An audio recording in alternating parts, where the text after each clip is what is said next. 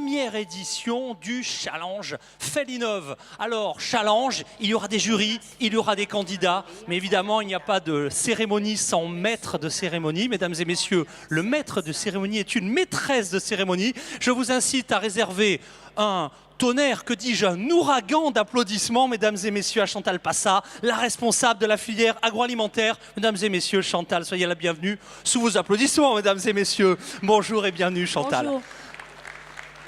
Bonjour à tous. Je suis ravie de lancer cet événement aujourd'hui.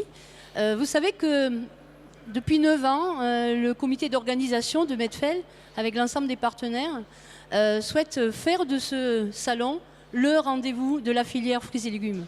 Quand on parle de filière fruits et légumes, dès le départ, on a bien évidemment intégré l'offre fruits et légumes, ensuite la logistique du froid et du frais, et ensuite là, tout ce qui tourne autour de la technologie, du partenariat en fait sur l'ensemble de la partie technique de la filière fruits et légumes. Ce qui nous manquait en fait, c'était la brique innovation. Et on voulait essayer de faire en sorte que cette brique innovation soit innovante également dans son concept. Voilà. Donc c'est la raison pour laquelle nous avons imaginé, conçu le challenge Fellinov by Medfel.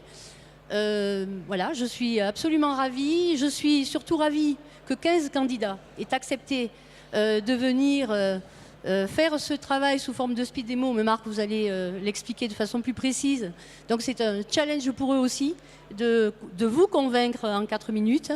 Et ensuite, merci aussi au jury qui ont accepté donc de venir participer et de juger et d'essayer de récompenser la meilleure innovation, la solution la plus adaptée pour tout ça, bien évidemment, dans un esprit d'amélioration de la compétitivité de la filière fruits et légumes. Donc, merci à tous. Je voudrais aussi quand même rappeler que ce travail a été fait en partenariat avec l'Agence de développement économique Madeli et Transfert LR. Donc merci à eux aussi d'avoir travaillé à cette construction.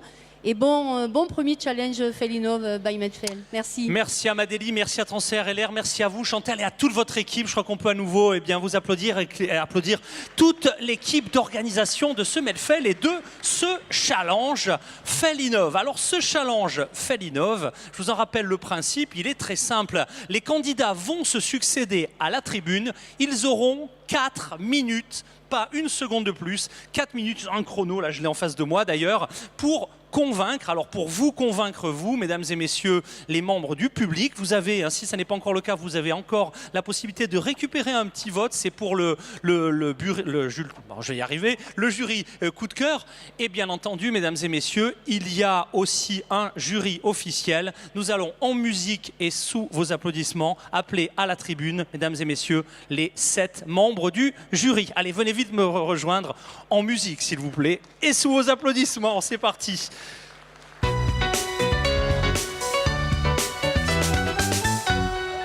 Alors je vous rappelle, le temps que nos membres du jury s'installent, on va faire connaissance. Ils ont, vous allez voir, à en juger par leur pédigré, toute autorité pour pouvoir élire nos champions. Alors champions dans cette première catégorie, agriculture connectée, oui, et oui, notre économie est en pleine digitalisation. On parle de smart factory, de smart home, de smart school, etc. Et bien entendu, notre industrie, la smart agriculture, est aussi concernée au premier chef. Agriculture connectée au champ et à l'ensemble de la chaîne de production. Voilà le premier focus de ce jury. Mesdames et messieurs, les membres du jury, vous avez un micro devant vous. Je vous propose en 22 secondes de vous présenter, de nous expliquer à la fois qui vous êtes et pourquoi vous êtes dans ce jury. En fait, qu'est-ce que vous allez vraiment écouter? Qu'est-ce qui fera que les candidats qui vont se succéder dans un instant à la tribune vont vous convaincre? Honneur aux dames, le micro est à vous. Présentation. Bonjour, je suis Florence Rossillon, je suis la directrice du CNIPT, le comité interprofessionnel de la pomme de terre fraîche. J'ai quelques années d'expérience maintenant dans le monde de la pomme de terre et des fruits et légumes, puisque j'ai travaillé aussi dans les fruits et légumes. La pomme de terre est à l'honneur cette année, donc il semblait évident que le CNIPT soutienne cette initiative du Medfel. Et je suis impatiente d'entendre les candidats que nous accueillerons avec bienveillance pour dynamiser un petit peu cette filière fruits et légumes. Messieurs les candidats, vous avez toute une filière qui est à votre écoute. Soyez efficaces et vos technologies iront vite se diffuser dans cette première industrie. Alors on va également, puisque les ambitions et la couverture du Medfel international n'est plus à démontrer, merci d'avoir fait le déplacement, merci de venir d'Algérie. Abderrahmane, je vous laisse vous présenter. Merci, c'est la première fois que je suis à Perpignan. Donc, je suis un consultant en microéconomie et en management. Et donc, je vais apporter un concours d'un point de vue économique au processus d'innovation. Et je suis un homme qui a beaucoup travaillé dans la microéconomie, y compris dans les chaînes de valeur. Mes chaînes de valeur, toutes filières confondues. En plus, dans mon pays, je suis d'Algérie, donc je suis Ben Khalfa. J'ai occupé des responsabilités gouvernementales dans mon pays, mais je retourne à une mission qui est la mission de développer les chaînes de valeur en agriculture. Merci de cette occasion. Eh ben, merci d'être avec nous, merci. Votre regard critique nous sera précieux. Christian Solaire, bonjour et bienvenue à la tribune de ce challenge Felinov. Voilà, je suis arboriculteur en biodynamie dans le département. Je suis aussi le président de Terranéo et le président des fruits et légumes d'Occitanie, de la Fédération des fruits et légumes d'Occitanie. J'attends de ce challenge la découverte de produits nouveaux, d'innovation. Donc c'est avec un espoir que j'écouterai j'écouterai les candidats. Et oui, les enjeux du smart and green, biodynamique, vraiment les enjeux, vraiment on en parle, hein, le digital et la tradition, la modernité, évidemment au service d'une meilleure alimentation et de la santé. Merci d'être avec nous. Là encore, votre regard critique nous sera précieux. Bonjour Oumar Bouy et soyez le bienvenu également à notre tribune. Merci, bonjour, je m'appelle Oumar Bouy, je viens du Sénégal. Donc, je travaille pour une entreprise de distribution d'intrants agricoles, tout ce qui est engrais, semences. Et j'ai accepté avec joie de faire partie de ce jury parce que pour moi, ce sera l'occasion de voir en quoi les nouvelles technologies pourraient innover, pourraient nous aider à avoir une agriculture beaucoup plus performante. Et oui, une révolution digitale dans le monde entier avec l'Afrique qui, sur de nombreux domaines, montre des exemples assez éloquents qui se diffusent dans le reste du monde. Merci d'être avec nous. Merci. Et vos questions et votre regard critique dans quelques instants. Suite des présentations, soyez le bienvenu. Moi, je suis Nicolas Nguyenté, je travaille pour le pôle de compétitivité Cali Méditerranée à Montpellier. Et voilà, l'innovation, c'est un peu notre ADN. On est là justement pour promouvoir, accompagner les entreprises qui ont des objectifs de développer des services innovants. Donc voilà, je trouve que c'est très bien qu'on puisse avoir ce challenge aujourd'hui. Et on regardera également avec beaucoup de bienveillance les projets dans l'objectif de pouvoir les accompagner au mieux. Eh ben écoutez, merci d'être avec nous Nicolas et votre regard critique dans quelques instants. Suite des présentations, bienvenue. Bonjour, je suis Christophe Guizard, je travaille à IRSTEA. Je suis aussi représentant au niveau national du projet européen ICT Agri dont la vocation c'est promouvoir les technologies de l'information auprès de l'agriculture pour la communauté européenne. ICT, donc Information Communication Technology. D'accord, oui, c'est et je tout suis un membre programme. du conseil scientifique du CETIFL. Merci d'être avec nous. Et last but not least, disent nos cousins anglo-saxons, soyez le bienvenu. Donc, je suis Laurent Lachny, je suis chargé de mission industrie numérique pour l'agence Madeli, qui co-organise ce challenge. Donc moi, mon métier, en fait, c'est d'accompagner les entreprises sur les programmes d'innovation et plutôt sur le numérique et plutôt tout ce qui est en électronique, Internet des objets, Big Data, etc. Donc là, on va essayer de voir un peu comment ces technologies peuvent accompagner la filière fruitière et oui, légumière. Une région Occitanie qui affirme ses ambitions d'excellence en matière d'IoT et donc le croisement entre la filière fruits et légumes et votre cœur de métier. Avec une très belle start-up. Eh bien, merci à tous les 7 d'être avec nous. Je pense qu'on est tous impatients maintenant d'accueillir nos candidats. Alors, avec vraiment, vous parliez de bienveillance, là particulièrement bienveillance, parce qu'être le premier candidat de la première édition d'un premier challenge, puisque je vous rappelle qu'il y aura 2 sessions, n'est jamais simple. Donc, je vais tout de suite appeler à la tribune. On me fait signe. Voilà. Donc, je vais tout de suite... Ah oui, il faut vous donner les dossiers, je ne comprenais pas. Voilà, les voici, ce serait dommage qu'effectivement nos jurys ne puissent pas voter et apprécier nos candidats.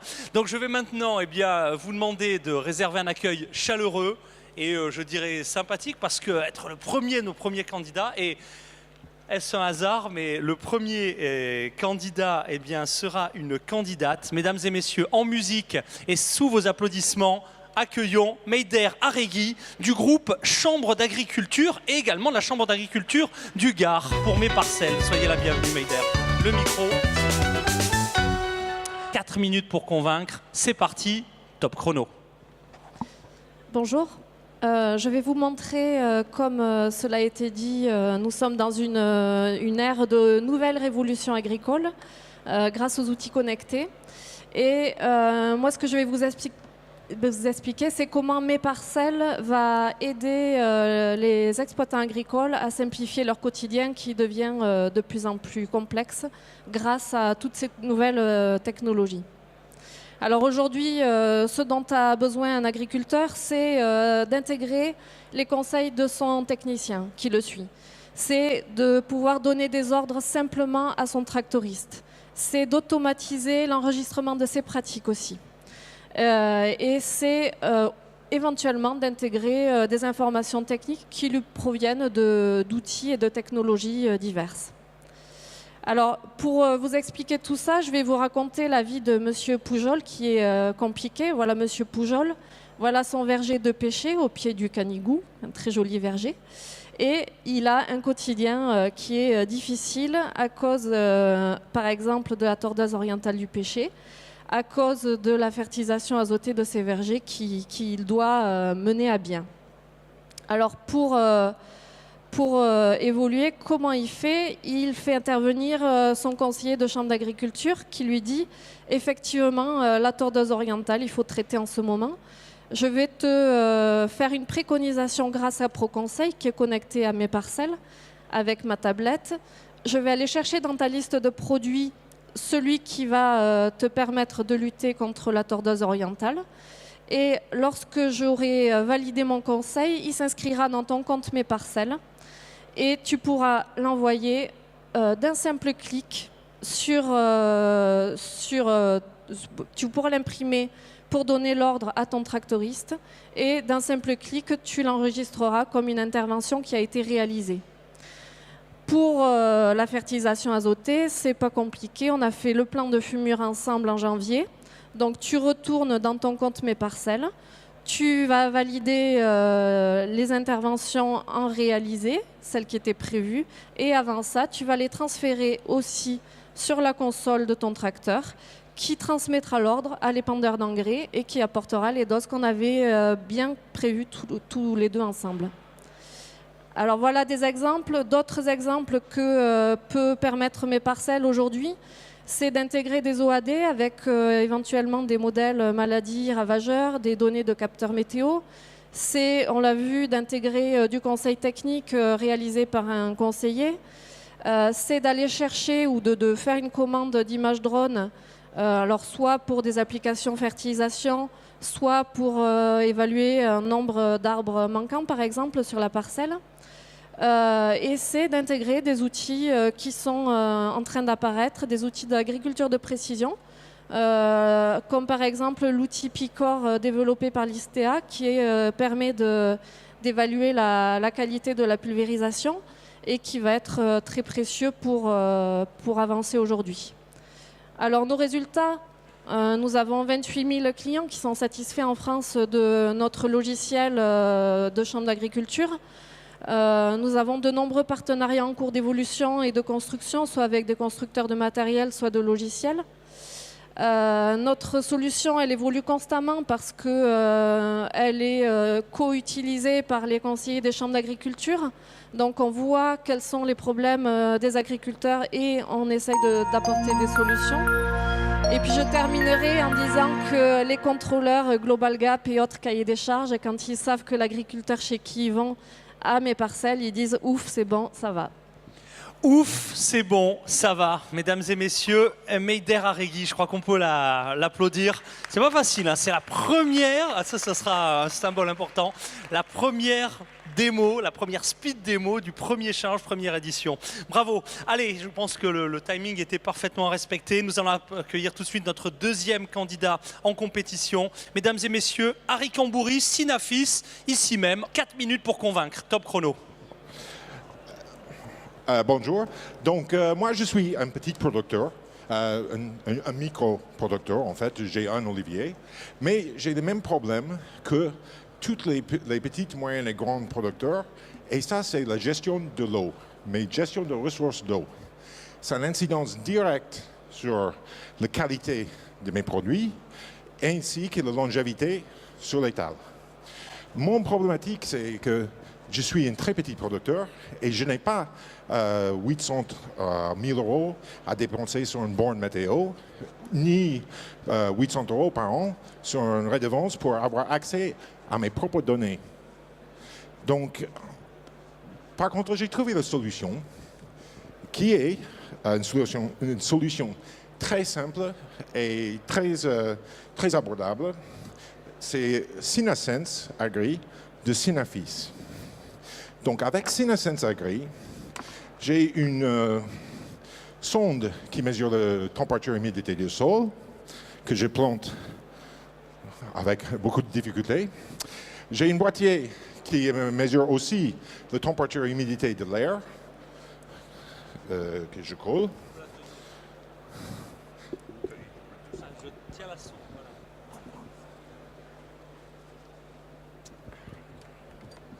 Et j'ai une sonde qui mesure le taux d'humectation des feuilles, que je mets parmi les feuilles dans mon plante.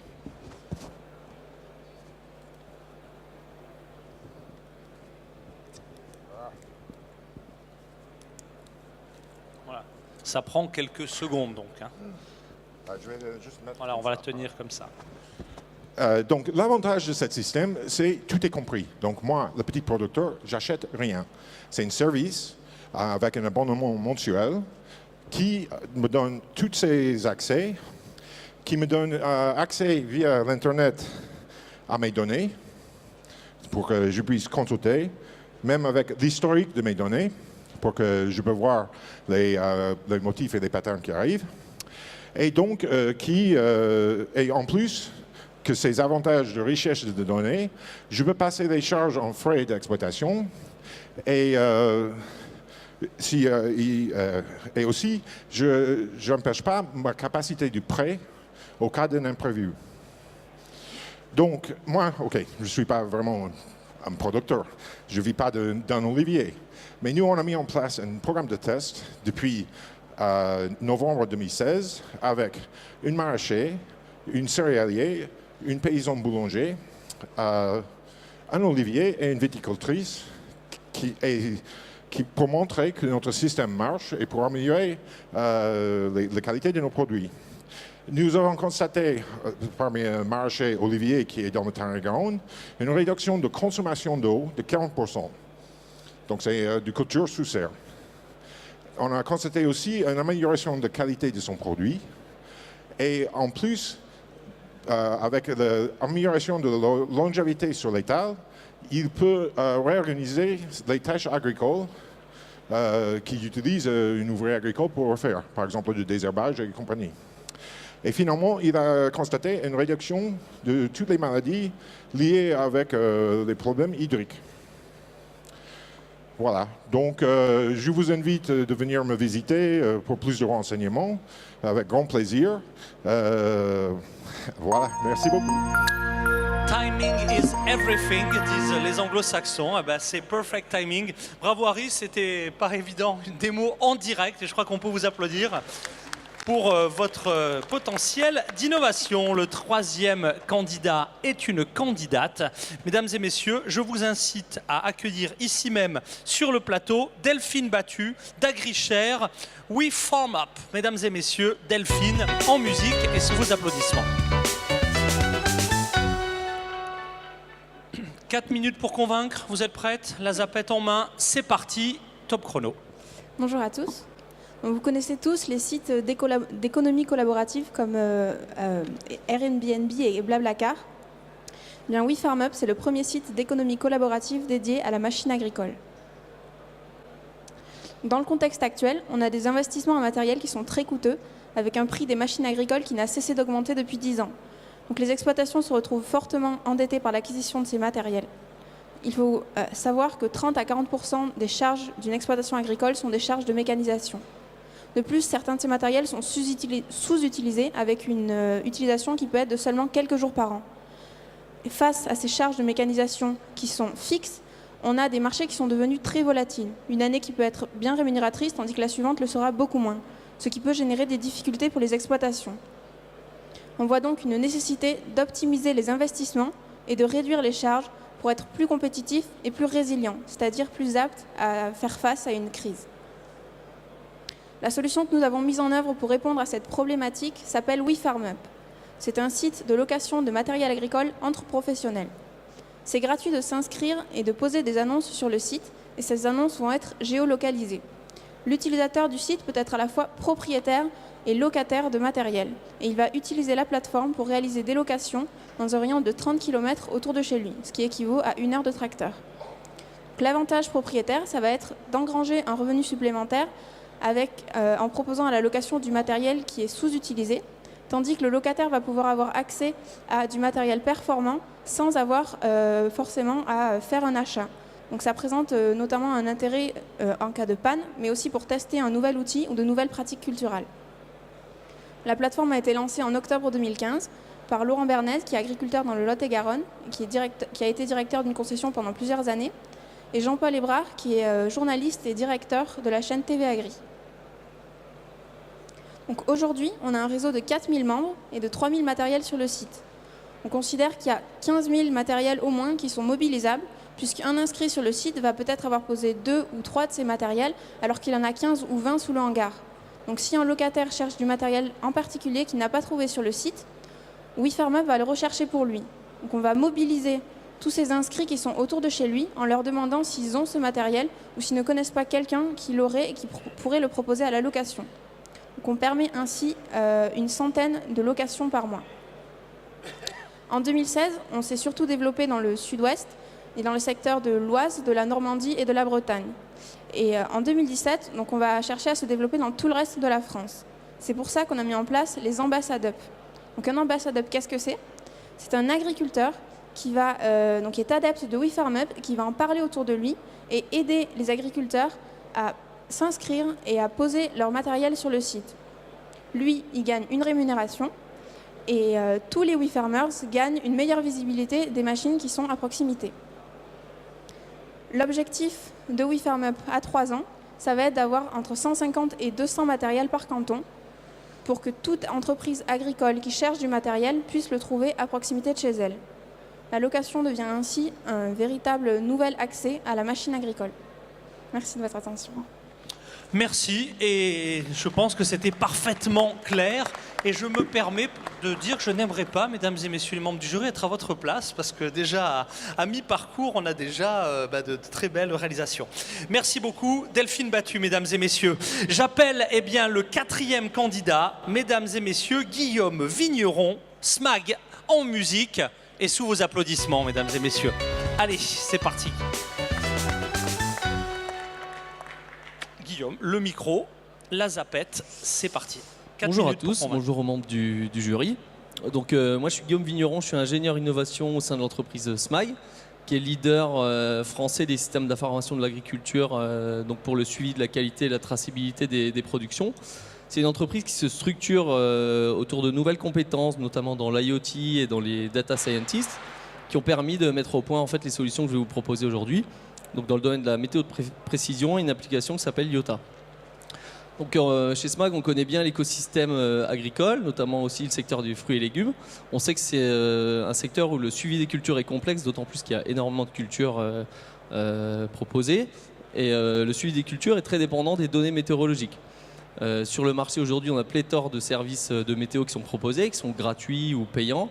Ceux qui sont payants sont souvent très onéreux et on a un problème de fiabilité. On nous vend souvent de la météo de précision à la parcelle, mais c'est rarement le cas. Du coup, on a des modèles qui sont peu fiables derrière. Une deuxième problématique du secteur, qui est plutôt une opportunité, c'est le développement des objets connectés sur les exploitations agricoles. Donc le secteur agricole, il fait pas exception par rapport aux autres secteurs de l'industrie. On prévoit que d'ici 10 ans, on aura des millions d'objets connectés sur les exploitations. Donc c'est des défis pour les agriculteurs, le fait de savoir s'équiper d'objets connectés pertinents pour leur exploitation agricole, le fait de pouvoir visualiser les données produites en masse, hein, c'est des milliers de données produites tous les jours par ces objets sur les exploitations, afin d'améliorer le suivi de leur exploitation et surtout leur marge. Donc ce qu'on propose nous pour répondre à ces problématiques chez SMAG, c'est tout d'abord un service de météo de précision qui contient en fait des stations météo que l'agriculteur va pouvoir acheter. C'est des stations à bas coût qu'il va pouvoir installer dans ses parcelles ou dans ses vergers, dans ses serres, qui va lui permettre de relever la pluie, la température, l'hygrométrie toutes les 15 minutes. Mais ce n'est pas ça qui est innovant dans le service. Ce qui est innovant, c'est le modèle de prévision de données météo qui va en fait être recalé toutes les heures avec les données de ces stations connectées. Donc il va intégrer les données toutes les heures de ces parcelles et ça va recaler donc les données météo de prévisionnelles pour son modèle. Donc c'est un modèle par apprentissage et on est une des seules sociétés sur le marché qui propose ce service. La deuxième chose, c'est qu'on a décidé d'aller plus loin en lançant une application pour gérer tous ces objets connectés qui vont exploser dans les exploitations agricoles. Donc c'est l'application Iota. La philosophie de cette application, c'est vu qu'on a une augmentation très forte des objets connectés, on a une seule application pour visualiser l'ensemble des données qui sont produites par ces objets. Donc dans une charte graphique cohérente, l'agriculteur pourra suivre en temps réel les données de ces objets, produire des alertes comme un risque de gel sur une station météo, un début de suivi de vol d'insectes s'il a des pièges connectés sur son exploitation. Voilà. Et on proposera aussi un store des objets connectés agricoles au sein de cette application, un peu comme Google Play ou Apple Store, où l'agriculteur pourra, à un seul endroit, commander une station météo, un piège connecté, un traceur pour son matériel agricole. Voilà, très simplement. Donc sur ces services, le service de météo, il y a plusieurs mois de données qui ont été analysées, plus de 120 000 données horaires. C'est un service qui a été lancé au CIMA, donc fin février à Paris. Aujourd'hui, c'est un service qui plaît aux agriculteurs. On a déjà plus de 200 stations météo connectées qui ont été commandées à SMAG. Et pour l'appli Iota, c'est une appli qui a également été proposée et lancée au CIMA en février. Elle est disponible gratuitement sur Google Play et Apple Store, donc vous pouvez la télécharger. Et elle a eu une récompense au CIMA également. Voilà, je vous remercie. Eh bien moi aussi je vous remercie. Guillaume Vigneron, mesdames et messieurs, SMAG, il nous reste 3 candidats en compétition. J'appelle tout de suite Serge Escurin. Corise, c'est parti. Serge, venez vite me rejoindre en musique et sous vos applaudissements, mesdames et messieurs. Le micro, la zapette, c'est parti. Bon, bonjour à tout le monde. Je crois qu'effectivement tout le monde est conscient que l'agriculture connaît une mutation technologique inouïe, remarquable, porteuse de beaucoup d'opportunités, en même temps de quelques risques aussi. Je crois qu'il ne faut pas perdre de vue dans cette effervescence, dans ce buzz, quelques objectifs et quelques précautions d'usage.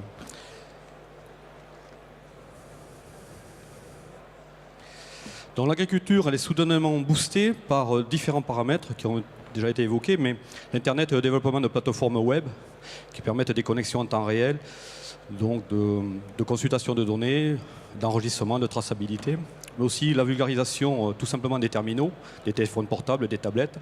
Aujourd'hui, 45% des agriculteurs à peu près ont un smartphone. Aussi le développement de capteurs plus abordables économiquement, pour certains des low cost, et même, je dirais, plus récemment sur ces 2 dernières années, l'arrivée de réseaux de télémétrie bas débit, notamment du Sigfox et du LoRa. En fait, cette multiplication de capteurs et de données, comme je le disais, est porteuse d'opportunités, mais beaucoup de risques. Beaucoup d'opportunités parce que c'est des informations a priori très instructives, mais il faut respecter 3 conditions. De notre point de vue, c'est 1, la qualité de mesure. Le matériel de mesure au champ, c'est-à-dire qu'on peut avoir une multitude de capteurs. Si vous avez des capteurs médiocres, vous aurez une multitude de mesures médiocres. Deuxième point, c'est le choix du positionnement dans les parcelles.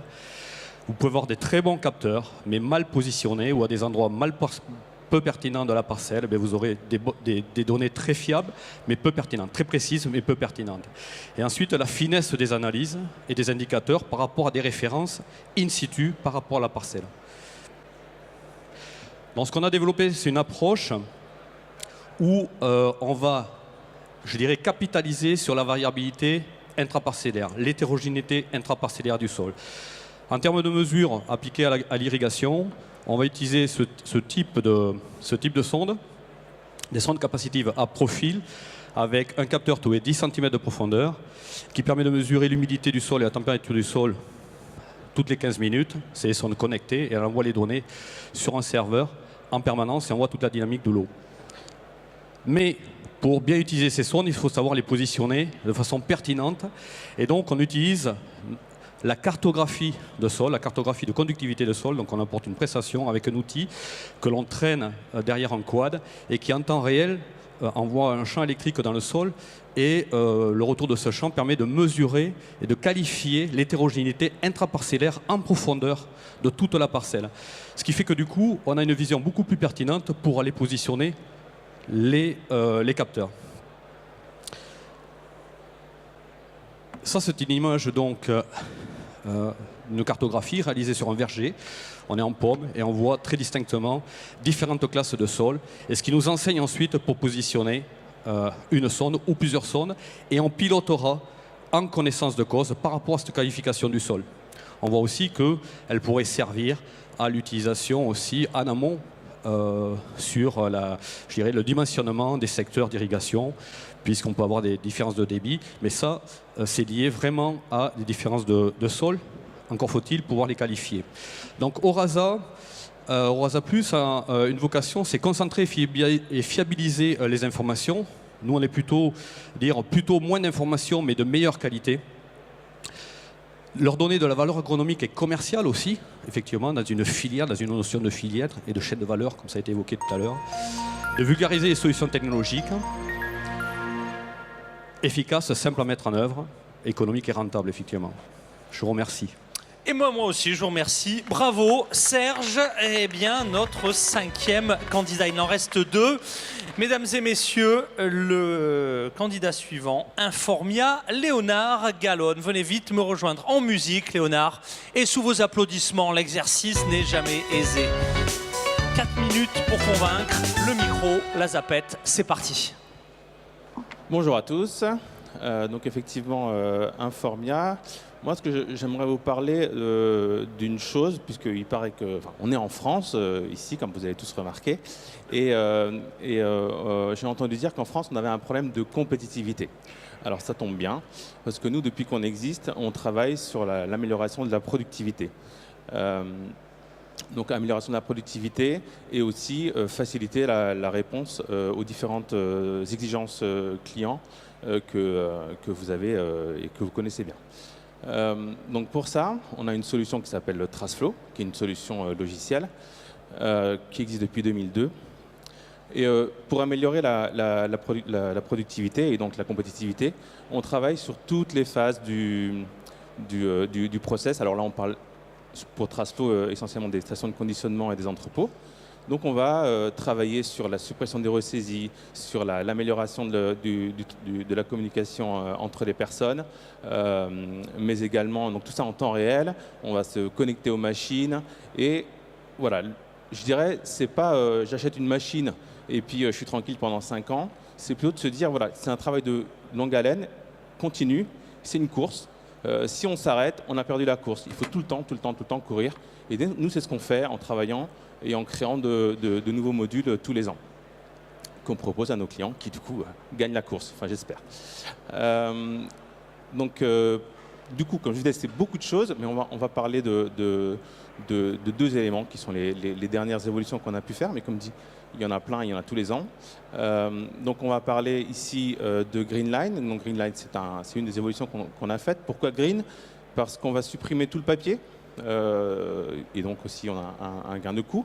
Et on va transférer donc l'information, remplacer tout ce qu'on a sur le papier qui est figé, qui ne se met pas à jour, par un écran tactile, une dalle tactile ou une tablette qui va s'actualiser du coup en temps réel avec le planning qui s'affiche en haut, la traçabilité des lots, l'information sur la commande, une image ou plusieurs d'ailleurs pour les produits qu'on doit réaliser. Et puis on va pouvoir interagir avec la tablette, réaliser des palettes, réaliser des écarts, consulter des informations, des dictages colis, etc. Dans le même ordre d'idées, le module mission cariste, qui va être un module qui va nous permettre de superviser le travail des caristes, que ce soit au niveau de l'alimentation des lignes de conditionnement, des mouvements au sein de la station, ou alors de la préparation de commandes. Ici, on voit, on a une palette qui est en train de se constituer sur la partie droite avec plusieurs produits. Donc c'est graphique, c'est intuitif. On va gagner en temps de formation des personnels, et puis les personnes seront plus efficaces, plus rapides et feront moins d'erreurs. Donc aujourd'hui, on a 1700 utilisateurs environ de nos solutions en France, en Pologne, au Maroc. Donc c'est pas non plus réservé qu'aux Français. Et on a un parc de clients qui grandit tous les jours. Voilà, pour moi le message aujourd'hui, c'est investissez peu, mais souvent, et bien, et vous gagnerez. Et c'est une belle conclusion. Ah ben merci, mesdames et messieurs. Léonard Gallon, notre avant-dernier candidat. Le dernier candidat de cette première session, je vous rappelle qu'il y a 2 sessions de challenge. Dans quelques instants, en quelques dizaines de minutes, on parlera de biocontrôle et de protection durable des cultures. Mais notre dernier candidat dans cette première session du jury Felinov, c'est Pierre Joram de Greenhouse Keeper. Allez, en musique et sous vos applaudissements. Pierre Joram, c'est parti pour conclure ce premier set de présentation. C'est parti. Bonjour. Alors, je vais vous présenter notre solution d'automatisation flexible et experte pour l'horticulture de précision. Donc, pourquoi flexible? Parce qu'elle va s'adapter aux besoins du client et surtout à tout lieu de production, que ce soit en serre conventionnelle, en milieu urbain, que ce soit les toits végétalisés, des hôtels, des supermarchés, mais aussi dans des conteneurs et aussi au transport maritime maintenant. Les problématiques du client. Donc aujourd'hui, le producteur est confronté à la concurrence, aux aléas du changement climatique et à l'augmentation du prix des ressources énergétiques. Qu'est-ce que veut le producteur? Il veut avoir une meilleure qualité au niveau nutritionnel, une meilleure production, diminuer, augmenter sa rentabilité, parce que les ressources énergétiques sont de plus en plus chères. Et surtout, il veut produire quand le marché est au plus haut, avant ses concurrents. Donc notre solution, c'est ce petit ordinateur qui est le cerveau du système de culture. Qu'est-ce qu'il va faire? Déjà, il va piloter les paramètres climatiques de la serre ou du milieu de production. Mais aussi, ce qu'il va faire, c'est qu'il va gérer l'éclairage. Et donc nous, on a une technologie qui va pouvoir donner un ordre à la plante. Et cette technologie, en fait, elle va optimiser sa croissance, déclencher les floraisons, modifier la forme, le goût des plantes. Et aussi, on va pouvoir traiter avec des UV certaines maladies fongiques. En plus, on a développé, parce que tout bon jardinier, il observe ses plantes, une caméra avec l'IRSTEA qui va permettre d'analyser en fait les excès ou l'appauvrissement en nutriments des solutions nutritives. Et en plus, détecter certains stress liés soit au stress hydrique ou à certaines maladies. Bien sûr, ce petit ordinateur est connecté avec, sur les tablettes, sur les PC et n'importe où dans le monde. Quelques résultats obtenus. Donc ça, c'est dans la région de Lille. Donc ils font des semences. Donc ils voulaient changer leurs lampes HPS par des lampes LED pour économiser déjà en premier lieu en électricité. Donc là, on voit bien qu'ils vont économiser 212 € par an et par lampe, ce qui est quand même pas négligeable. Et surtout, il n'y a pas de changement, il n'y a pas d'entretien ni de maintenance. Donc il y a une économie encore plus grande. Et surtout, ce qu'ils voulaient, c'est optimiser la floraison. Donc nous, on leur crée une lampe qui va déclencher la floraison. Du jour au lendemain, ils vont déclencher la floraison et comme ça avoir une floraison à temps voulu. Un autre exemple, donc là on est sur un toit d'un hôtel à Paris. Donc c'est une start-up qui a fait appel à nous pour connecter leur système de production. Donc on a fait un système qui va pouvoir déjà diminuer le coût de main-d'œuvre. Il n'y aura plus quelqu'un qui va gérer tout ce qui est arrosage, relevé de capteurs, solutions nutritives, gestion des solutions nutritives, et aussi diminuer le coût de l'énergie parce qu'on va faire l'agriculture de précision, donc on va allumer les pompes et les chauffages des solutions nutritives quand il faut. Et surtout, comme ils ont des multisites dans la région parisienne, ils ne peuvent pas mettre quelqu'un en permanence sur tous les hôtels de Paris ou tous les supermarchés de Paris ou dans les sous-sols. Donc tout est connecté avec leur smartphone, ils sont alertés en cas de problème et ils peuvent gérer tout à distance et ils peuvent envoyer quelqu'un quand il faut. Donc il n'y a plus que quelques personnes qui vont s'occuper des plantes. Et voilà, je vais terminer avec ça, avec nos quelques exemples. Merci. Eh bien, merci à vous, merci. J'en profite pour vous rappeler, je me livre à l'exercice aussi, que vos tweets, c'est sur le hashtag #CMedFel.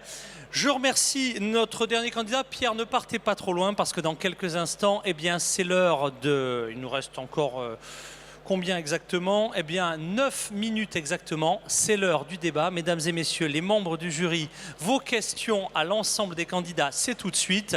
Et ensuite, vos délibérations. J'appelle donc à la tribune l'ensemble des candidats à me rejoindre pour la session table ronde en musique. Et sous vos applaudissements, mesdames et messieurs. Allez, la session table ronde, c'est parti. Vos questions, mesdames et messieurs, les membres du jury, à nos candidats. Rapprochez-vous, voilà, les plans de caméra étant resserrés autour de cette table. N'hésitez pas. Allez, vos questions à quel candidat afin d'affiner votre jugement. Qui commence? C'est parti. Oui, je remercie tous les candidats ici présents qui nous ont proposé des choses intéressantes. Je m'adresse à monsieur qui nous a proposé quelque chose à propos de la météo. J'ai vu au cours de la présentation qu'il a parlé d'une météo de précision appliquée à la parcelle. Bon, je pose juste une question pour savoir. Appliquée à la parcelle, c'est-à-dire si la parcelle fait 10 hectares et si la parcelle fait 200 hectares, est-ce que le niveau de précision est le même? Oui, ça va marcher. C'est le jaune en régie. C'est parti. Ça va marcher. Ça marche toujours. Si, c'est bon. Si. Voilà, ça marche. Alors effectivement, si on a une exploitation par exemple avec du parcellaire qui est morcelé, plusieurs parcelles autour de l'exploitation, on a une meilleure fiabilité effectivement. Il faut installer plusieurs stations météo connectées et on est toujours dépendant effectivement des effets pédoclimatiques, les niveaux de sol, tout ça.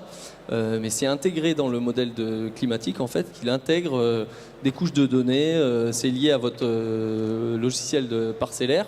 Donc on sait quels sont les différents niveaux de sol. Toute la variabilité intraparcellaire, elle est prise en compte en fait dans le modèle de prévision de données. Donc c'est vraiment des données prévisionnelles de précision. Je ne sais pas si ça répond à votre Merci. Oui. Une question rapide, réponse rapide également pour en poser un maximum à nos candidats. D'autres questions? J'ai une petite question pour WeFarmUp. Le modèle économique, là, vous fonctionnez comment pour conserver les clients? Parce que comme ce sont des clients qui sont très très proches, moins de 30 km, sur la première location, ils vont passer par la plateforme, mais sur la deuxième, comment ils vont faire? Ils vont rester sur votre plateforme? Ils ont l'intérêt à le faire? En fait, l'intérêt de passer par la plateforme, c'est qu'on a un partenariat avec Groupama qui permet d'assurer toutes les locations. Donc le locataire est assuré pour l'utilisation du matériel, chose qui ne se ferait pas s'il passait directement sans la plateforme. Donc c'est ça l'intérêt pour à la fois le locataire et le propriétaire. Une autre question? Et moi j'ai une question pour Synafis. La feuille que vous avez présentée, je suppose qu'elle recueille l'humidité. Qu'est-ce qui se passe quand on pulvérise des produits agricoles dessus? Oups, pardon. Normalement, il faut, si vous allez pulvériser des produits agricoles dessus, il va falloir repasser pour nettoyer les feuilles. Parce que c'est pas, ou bien il va falloir qu'il pleut ou vous arrosez et naturellement ça va nettoyer. Donc c'est le surface il est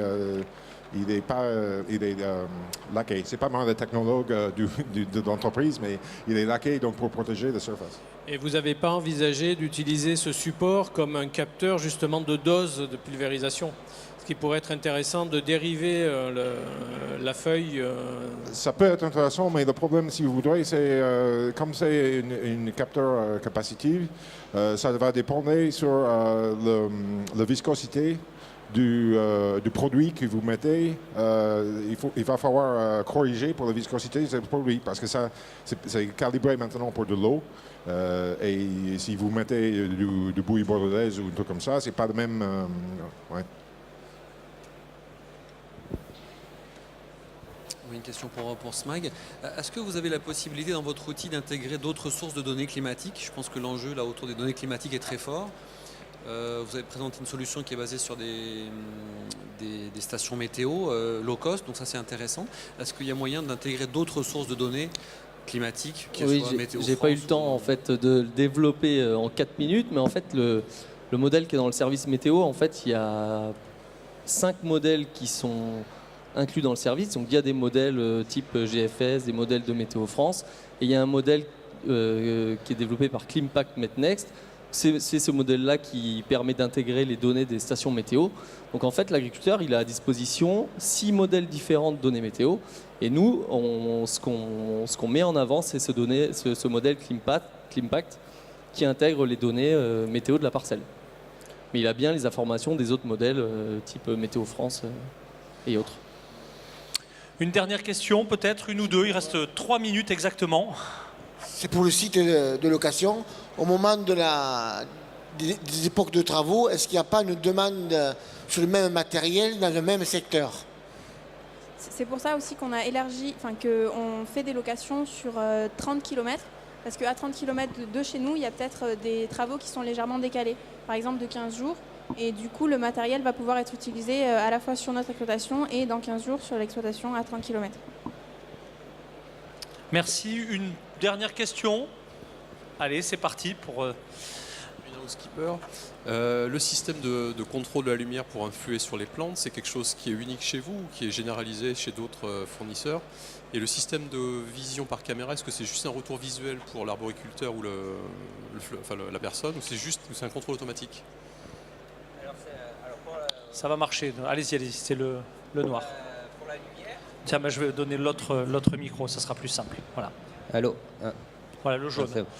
Alors pour la lumière, on a été un des premiers. On n'est pas nombreux dans le monde à le faire. Surtout aujourd'hui, ce qu'on a innové, c'est qu'on contrôle toutes les lampes des concurrents. Ça, c'est parce qu'on a remarqué qu'il y avait pas mal de lieux qui étaient déjà installés avec des lampes concurrentes. Et donc là, on arrive à faire la même chose qu'avec nos lampes et avec les lampes concurrents. Donc ça nous ouvre beaucoup plus de marché. Et au niveau de la caméra, en fait, on fait un peu de tout. On fait du temps réel, mais aussi, grâce à l'ordinateur, il peut agir tout seul. Ça veut dire en fonction de ce qu'il voit, il va déclencher soit la modification de la solution nutritive, soit une alerte pour l'agriculture, etc. quoi. Voilà. Le micro. Voilà, c'est bon. Pas de commentaires additionnels. Mesdames et messieurs les candidats, bravo. Je crois que c'était vraiment à la fois passionnant et je pense que, je le répète, j'aimerais pas être à la place des membres du jury. Alors il me reste également à vous remercier, mesdames et messieurs les membres du jury. Avant de vous remercier, je rappelle à tous les membres du public, si ça n'est pas encore le cas, qu'il existe un petit bulletin pour élire votre coup de cœur à vous, puisque nous remettrons dans quelques temps les trophées. Ce sera à 12h15 exactement. Et effectivement, nous remettrons, à partir de vos propres votes, le trophée coup de cœur. C'est l'heure, il est 10h30, il me reste donc à remercier Christophe, Laurent, Abderrahmane, Oumar, Florence, Nicolas et Christian. Merci à tous les 7, ça va, ça vous a plu, c'était intéressant. Il faut la refaire, il faut une deuxième édition du jury alors. Vous serez là. Certains d'entre vous, je crois, rester avec nous pour le deuxième jury. Il me reste à vous remercier en musique et à lancer commencer tout de suite après le jingle notre deuxième et dernier challenge de la matinée. Dans quelques secondes, nous allons parler de biocontrôle, de protection durable des cultures. Merci à ceux qui ne participaient qu'au premier jury. Je demande aux autres membres du jury de me rejoindre. Et c'est parti pour la deuxième session. Nous aurons en compétition 4 candidats. Merci, voilà, donc nouveau challenge, nouveau jury, nouveau tour de table.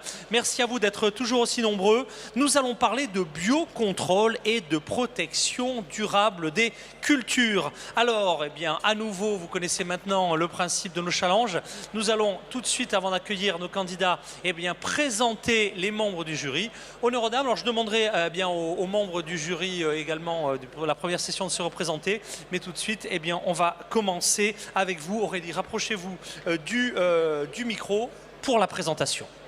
Bonjour, Aurélie David, je suis chargée de projet au pôle de compétitivité Agri-Sud-Ouest Innovation.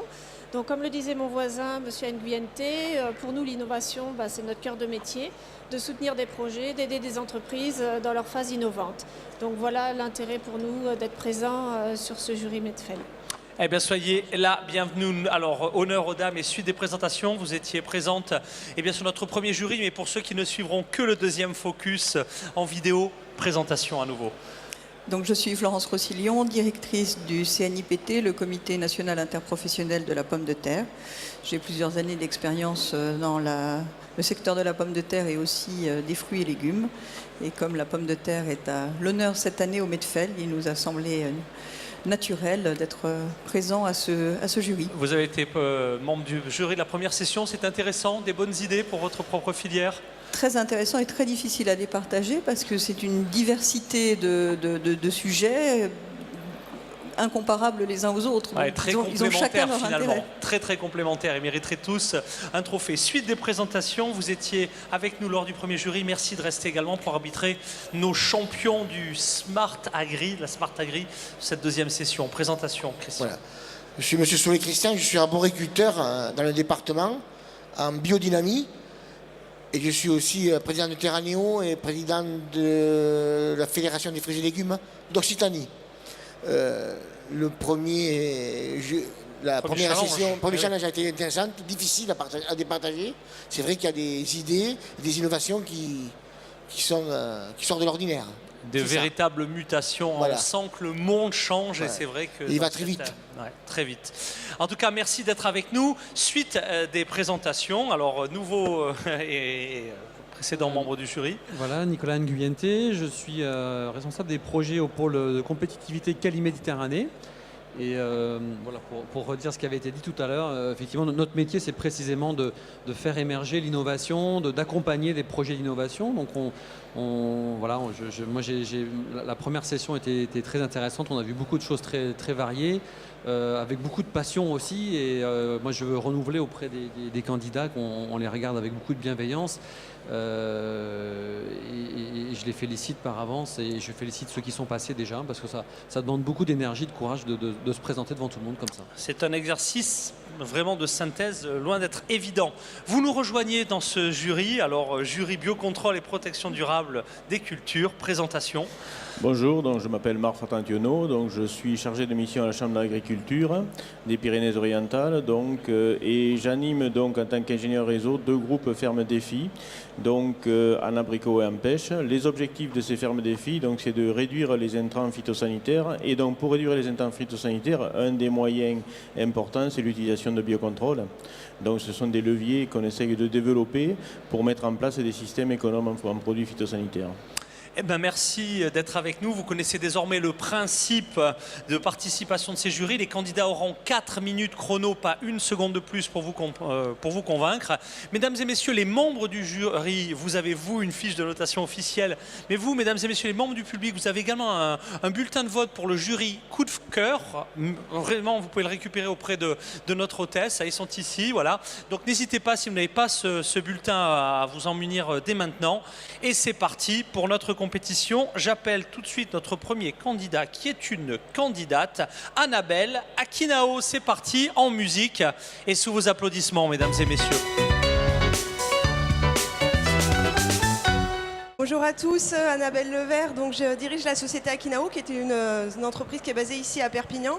Et contrairement en fait à mes petits camarades, je n'ai pas moi de produits à vendre et à proposer, mais nous proposons une offre de services innovante pour la caractérisation des produits de biocontrôle. Les intrants alternatifs ou produits de biocontrôle sont des solutions et des produits phytosanitaires dont la matière active et le principe actif est d'origine naturelle. Ce principe actif peut être un extrait végétal, une substance marine ou un extrait marin, une substance microbienne ou un micro-organisme. Et qui dit d'origine naturelle, dit complexité dans sa composition chimique et variabilité naturelle également dans sa composition chimique. Et tout l'enjeu et la problématique de nos clients, en fait, est d'appréhender au mieux cette complexité chimique de manière à identifier plus précisément les molécules actives qui sont présentes à l'intérieur de cette préparation et produire in fine des solutions de biocontrôle qui vont être stables et reproductibles. La mise sur le marché des produits de biocontrôle dépend d'un certain nombre de critères, évidemment des critères d'efficacité, des produits de biocontrôle doivent être efficaces, d'innocuité, qui dit naturel ne dit pas forcément inoffensif, et également d'un certain nombre de critères de caractérisation chimique, et c'est là que ça se complexifie un tout petit peu pour les produits de biocontrôle, mais c'est aussi la raison d'être et le cœur de travail de la société Akinao. Donc nous accompagnons nos clients qui désirent obtenir une AMM, une autorisation de mise sur le marché de ce type de produit, pour répondre à ces critères chimiques. Et nous proposons différents types de prestations, par exemple des études bibliographiques. Il s'agit d'appréhender les connaissances scientifiques et techniques sur ces types de préparations. Nous identifions les composés marqueurs des préparations. Une fois que ces composés ont été identifiés, nous développons et nous validons les méthodes analytiques selon le principe BPL. Nous effectuons également des analyses Synclo, des suivis de stabilité. Nous mettons en évidence les principes actifs. Il faut savoir que les principes actifs et les molécules marqueurs des préparations d'origine naturelle ne sont pas forcément les mêmes molécules. Donc on essaye également, l'enjeu est également de bien identifier les principes actifs de manière à pouvoir comprendre l'efficacité et la composition de ces substances d'origine naturelle. Nous accompagnons également nos clients pour répondre aux autorités dans le cadre d'homologation ou de réinscription de substances actives ou de produits formulés, puisque parfois les réponses en fait aux questions des autorités peuvent nécessiter la mise en œuvre de méthodes d'analyse chimique. Et vous avez vu que j'ai mis 3 petits points de suspension, enfin 6 petits points de suspension à la fin de cette slide, puisqu'en fait ça ce sont les critères qui sont requis pour une AMM, mais nous n'avons pas et nous ne disposons pas de guides techniques et de guides standardisés pour identifier ces molécules d'origine naturelle. Donc chez Akinao, nous travaillons uniquement à façon avec nos clients pour les accompagner. C'est la raison pour laquelle il y a ces 3 petits points de suspension et que vous n'aurez pas de liste de composés et de molécules qui sont faites en routine chez Akinao. La société existe depuis maintenant 7 ans. Nous avons mis en œuvre une démarche qualité qui s'appelle Bonne pratique de laboratoire et je croise fort les doigts pour que dans les jours qui arrivent, nous ayons en fait cette reconnaissance-là qui est absolument nécessaire pour intégrer les analyses dans les dossiers d'homologation. Nous collaborons avec des grands groupes et des PME du secteur de l'agrochimie, dont évidemment, pour des raisons de confidentialité, je tairai les noms aujourd'hui. Et enfin, un dernier point important que je dois mentionner, c'est que nos prestations sont éligibles au crédit d'impôt recherche. Et pourquoi c'est important que ces prestations soient éligibles au crédit d'impôt recherche? Le développement d'un produit de biocontrôle est très long. On a l'habitude de parler d'une dizaine d'années de développement pour ce type de produit. Donc nous travaillons vraiment en collaboration avec nos clients dès l'amont de cette innovation et de ce développement, donc dans la partie vraiment recherche et ensuite développement. Donc il est important que nos prestations soient éligibles. Donc nous avons une équipe de scientifiques à votre service pour répondre à vos demandes de caractérisation. Merci de votre attention. Le timing est parfait, merci et félicitations. Allez, c'était notre première candidate dans cette deuxième catégorie du challenge Félinov. J'appelle tout de suite notre deuxième candidat, Pere Marba, à la tribune. Et sous vos applaudissements, c'est parti Pere.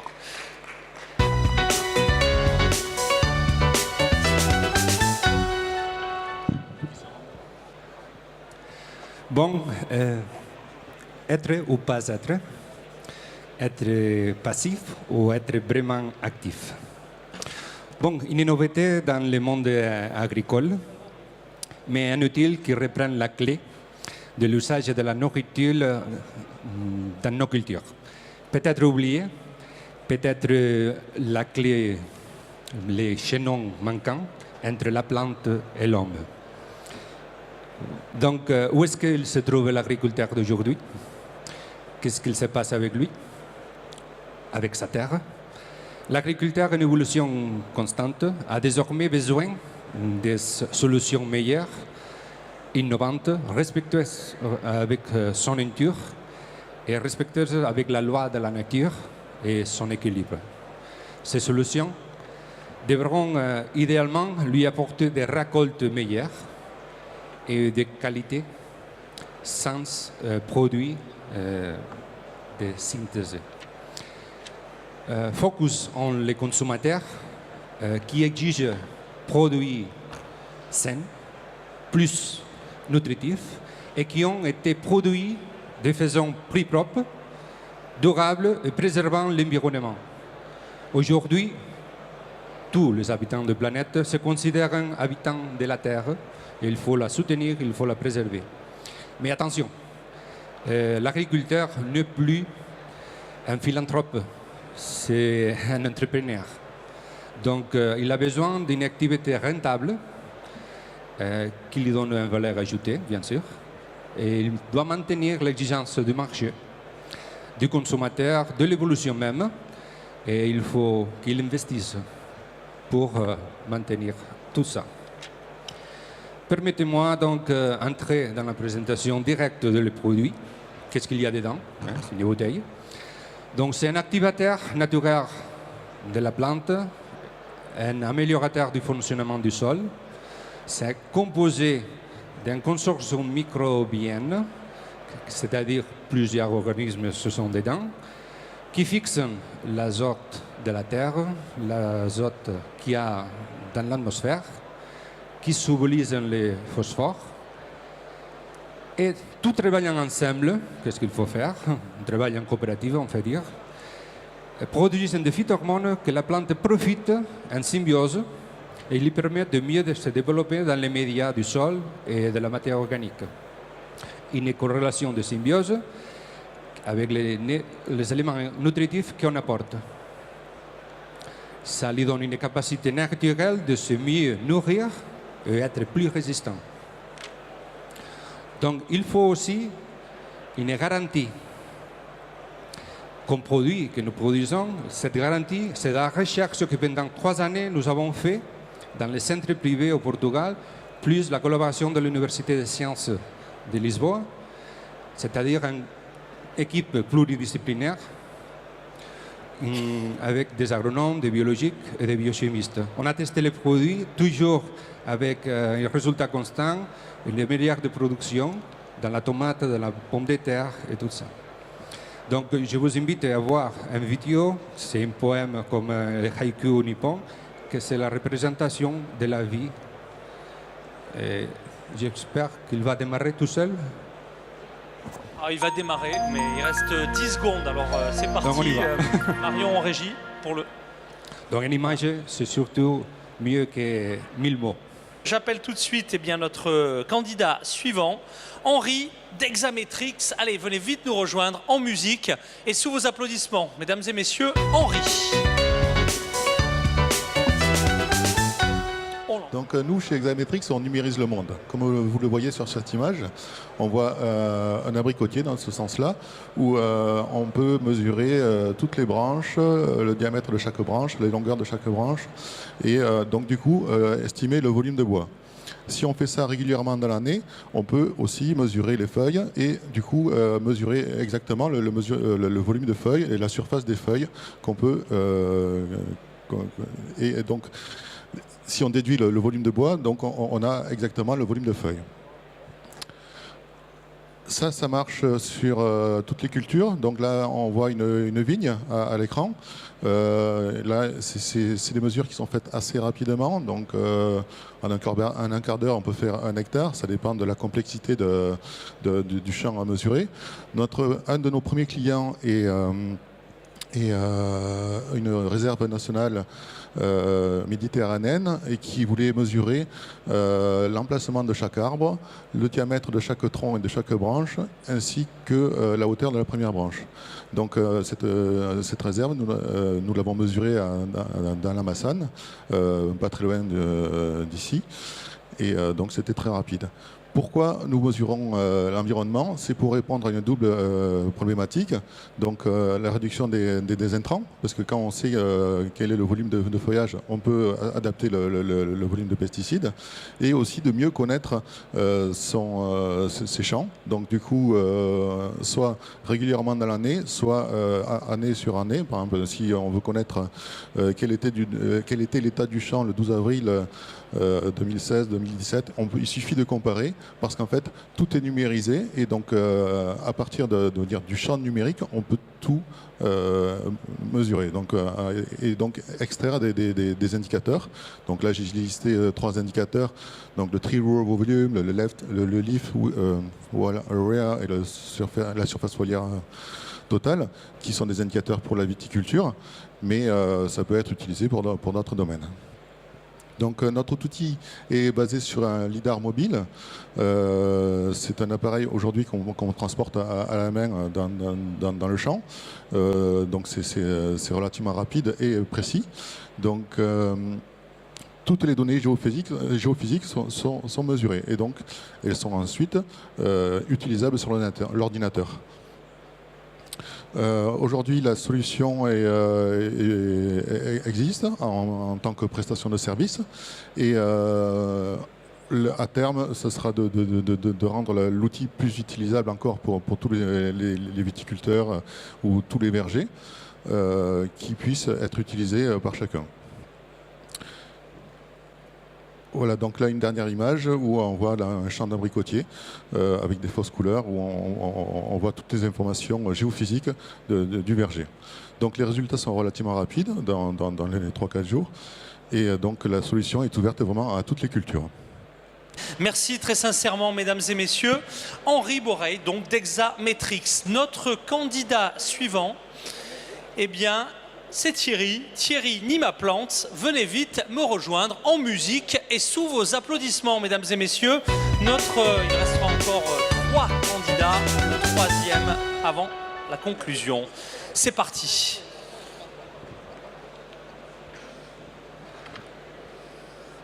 Bonjour. Aphid Protect, c'est un produit qui est là pour lutter contre les pucerons. On a tous en maraîchage une problématique puceron. Dans mon exploitation maraîchère, j'ai souvent cette problématique, et je l'ai mis en place pour mes clients. Le principe, c'est que la lutte des pucerons, elle est toujours problématique. Il faut qu'elle soit préventive. Donc il y a des lâchers d'auxiliaires en prévention, des bandes fleuries, des observations sur culture. Elle est curative avec des lâchers ou de l'arrachage. Elle est très compliquée sur les cultures, parce qu'il y a des cultures où c'est qu'il y a du P17 qui sont couvertes, ou sur des grandes exploitations. Et dans ces cas-là, c'est très compliqué de suivre toutes les parcelles. Et elle est surtout très coûteuse, soit en prévention, soit une fois que l'attaque de pucerons est en place, on a beaucoup de soucis, on a des pertes de rendement. Donc mon produit, c'est quoi? C'est un petit écosystème qui contient une graminée, des pucerons et des auxiliaires. Et en fait, avec ce petit écosystème, je fournis ça à mes clients, et ils intègrent ça directement dans les cultures. Donc l'avantage de mes pucerons, c'est que ce sont des pucerons qui sont spécifiques des graminées. Donc il n'y aura pas de transfert de mon puceron sur les cultures. Donc je vends des pucerons à mes clients. Et dans le cas là, mon métier à moi, c'est producteur de jeunes plants maraîchers. Donc j'ai plein de meloniers pour la tomate. Et tous les gens qui ont des problèmes de pucerons, dans la préventive, ils intègrent ce genre de produit. Moi, qu'est-ce que je fais de mon côté? Je fais un semis de graminées. Au bout de quelques semaines, je mets des pucerons dessus. Une fois que le puceron est bien implanté, il y a naturellement des auxiliaires qui arrivent dessus, des aphidus, pour ceux qui connaissent, voire des coccinelles ou autres parasites. Donc ça fait 4 ans que je travaille là-dessus déjà. pour mon exploitation et mes clients m'ont demandé de le faire pour eux. Donc j'ai beaucoup travaillé avec des organismes, les CIVAM, le GRAB, l'INRAD, l'ALENIA, par rapport à l'identification de ce processus. Il y a eu beaucoup de publications là-dessus. Moi, en fait, j'ai industrialisé le processus pour moi et mes clients.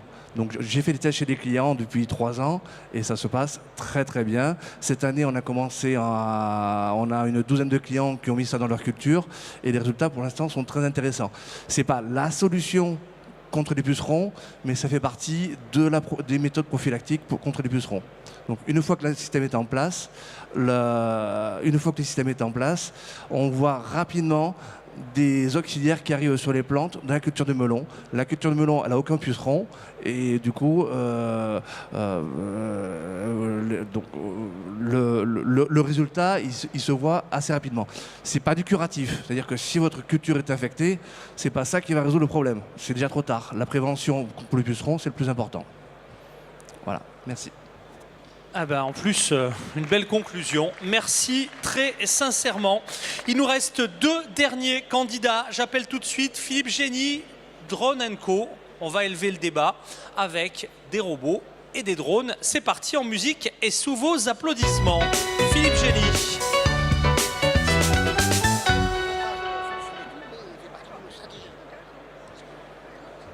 Bonjour à tous. Notre maison brûle et nous regardons ailleurs.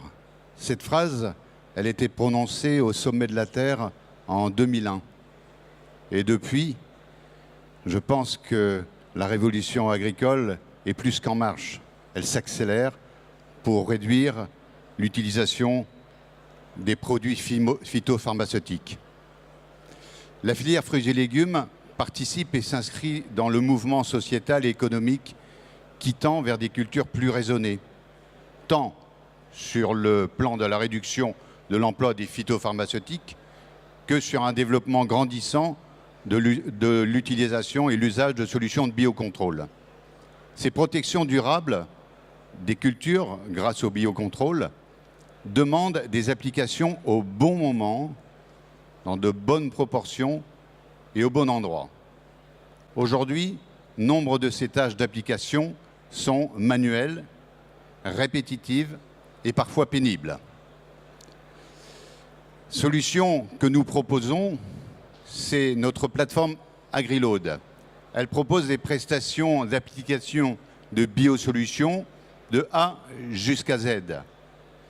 Avec nos drones, avec nos intelligences embarquées, nos charges utiles, avec nos opérateurs et notre réseau d'opérateurs sur l'ensemble du territoire, nous opérons des traitements de grande précision avec une facilité de mise en œuvre et avec beaucoup de réactivité.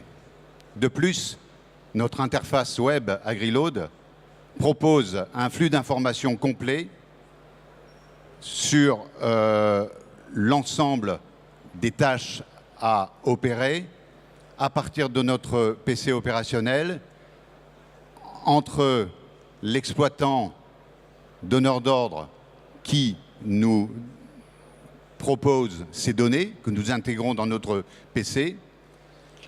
Le plus que nous observons, c'est une intégration de l'ensemble des tâches de A jusqu'à Z. Cette prestation de précision gère l'ensemble du process, l'ensemble libère l'exploitant de ses contraintes d'organisation, de terrain et de mise en opération. Donc ce que nous proposons, c'est un concept qui a été mis sur le marché au niveau national et que nous avons opéré sur un premier cas d'usage, c'est l'application de capsules de trichogramme contre la pyrale du maïs. Les résultats obtenus, c'est une baisse de la pression de la pyrale, bien entendu variable en fonction des souches de pyrale, mais avec un gain de productivité que nous avons pu évaluer à 6 quintaux à l'hectare dans certaines parcelles test. Ça signifie un gain de rendement à l'hectare, de rentabilité, de 6 à 7%. Bien entendu, une baisse de la présence de microtoxines, concernant en particulier le maïs conso, une baisse de l'usage des phytopharmaceutiques jusqu'à 50%, un gain sur le temps consacré, bien entendu, par les exploitants à des tâches chronophages. Donc, ce qui nous intéresse, c'est de gagner en pénibilité et en temps.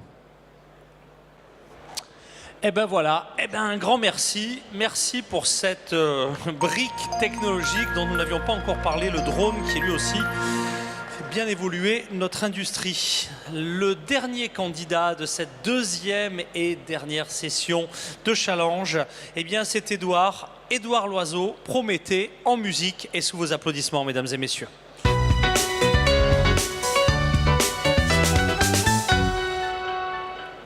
Bonjour à toutes et à tous. Moi, je vais vous présenter donc la société Prométhée, qui est une société spécialisée sur les outils d'aide à la décision, utilisant et valorisant des données agrométéorologiques. Alors, petite télécommande est là. Donc au niveau de la problématique, ça a été très abordé par mes collègues avant. Donc aujourd'hui, l'agriculture est de plus en plus tributaire de la météo. On vient d'avoir un épisode GELIF assez important dans toute la France. C'est donc, entre autres, le principal facteur d'apparition des maladies sur les cultures. Et c'est ce qui justifie l'utilisation des produits phytosanitaires. Donc mieux gérer la donnée météo, c'est mieux gérer l'usage des produits phytosanitaires à terme. Ces produits représentent un coût qui est considérable. On a parlé de productivité depuis ce matin. C'est environ 150 € à l'hectare par passage pour un agriculteur. Sur certaines cultures, ça peut être 20 à 30 passages. Donc ça peut représenter des sommes assez considérables dans le compte de résultat d'une exploitation agricole.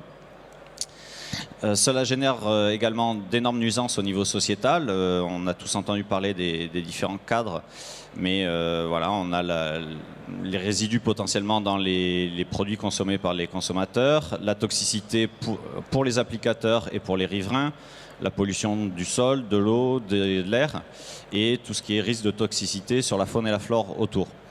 Donc il y a un réel besoin de mieux gérer la lutte avec les produits phytosanitaires. Et aujourd'hui, il y a une réelle pression sociétale sur les agriculteurs pour qu'ils gèrent ça au mieux. On a eu le Grenelle de l'environnement, le cadre éco-phyto volet 1, volet 2, et ça n'ira que de façon croissante.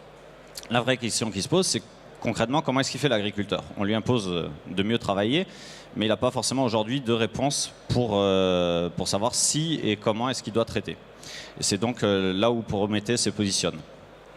Concrètement, la solution qu'on a mis en œuvre, c'est une plateforme web qui s'appelle AgroClim et sur laquelle on a développé plus d'une vingtaine d'outils d'aide à la décision qui vont modéliser en fonction des conditions climatiques comment se développent les maladies et quel est le risque d'avoir une maladie.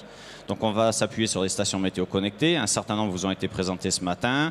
Il y a une vingtaine de marques qu'on peut gérer et intégrer dans la plateforme. On est une plateforme ouverte. On va coupler ça avec des prévisions météo à 7 jours pour être capable d'anticiper comment est-ce que la maladie va se développer sur la semaine qui vient et modéliser cette info historique prévisionnelle avec différents modèles de maladies.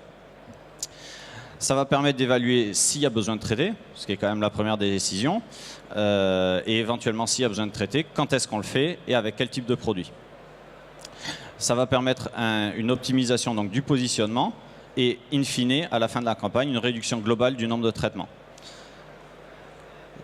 On a fait l'objet d'un programme d'incubation depuis 2006 et la solution est mise en marché depuis 2012. Il y a une grosse phase de validation et d'expérimentation. Et on est aujourd'hui sur une solution qui est aussi bien adaptée aux gens qui sont en biodynamie, puisque forcément quand on traite avec des produits naturels, ils sont potentiellement un petit peu moins efficaces que la grosse armada chimique. Et du coup, la notion de positionnement est très importante, mais également en bio ou en conventionnel, quelle que soit l'utilisation. Du coup, les résultats qui sont obtenus aujourd'hui, c'est techniquement une réduction qui va de 20 à 75% de la consommation de produits phytosanitaires suivant les filières et l'état d'où part le client à l'origine. En termes de diffusion, aujourd'hui, on a plus de 1000 utilisateurs en France, du petit vigneron bio à des très grandes firmes phytosanitaires. En termes de développement, on fait une croissance de 25% par an depuis 2010. Et en termes de recrutement, on est passé de 1 à 7 personnes en l'espace de 5 ans et on a 6 recrutements prévus pour l'année à venir. Merci à tous. Eh ben merci, bravo Edouard, bravo à tous nos candidats qui ont assez scrupuleusement respecté les 4 minutes obligatoires. Bien, mesdames et messieurs les membres du jury, dans un instant, eh bien, la parole est à vous. Je vais demander tout de suite, protection durable, effectivement, on parle du lapin. Merci au petit clin d'œil de notre dessinateur. Je rappelle à la tribune l'ensemble des candidats. C'est la session questions et débats. A tout de suite, en musique et sous vos applaudissements, mesdames et messieurs, l'ensemble des candidats. Applaudissements chaleureux. Allez, c'est parti, rapprochez-vous, mesdames et messieurs les candidats, on en a perdu en route. Ah, les voici. C'est parti, mesdames et messieurs les membres du jury, vos questions aux candidats de votre choix. Rapprochez-vous, on est entre amis, il n'y a aucun problème. Qui commence? Allez, c'est parti. Voilà, le micro va marcher. Allez-y, reprenez, ça va remarcher. J'aurais une question pour Akinao. Comment vous travaillez? Est-ce que vous travaillez en relation avec des laboratoires de recherche? Est-ce que vous intégrez? Parce qu'il y a beaucoup de diversité des molécules aujourd'hui et des produits. Donc, comment vous procédez? Vous intégrez les développements des méthodes ou vous adossez à des laboratoires de recherche? Non, ça fonctionne. Ouais, tout se fait en interne. En fait, on a nos collaborateurs sont des spécialistes en fait des substances naturelles et ils sont tous formés et très spécifiques de la chimie des substances naturelles.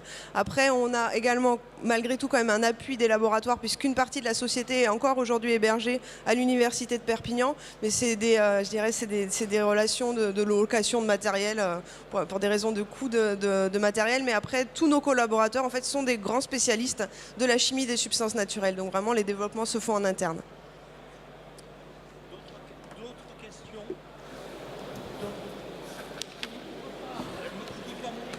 D'autres questions?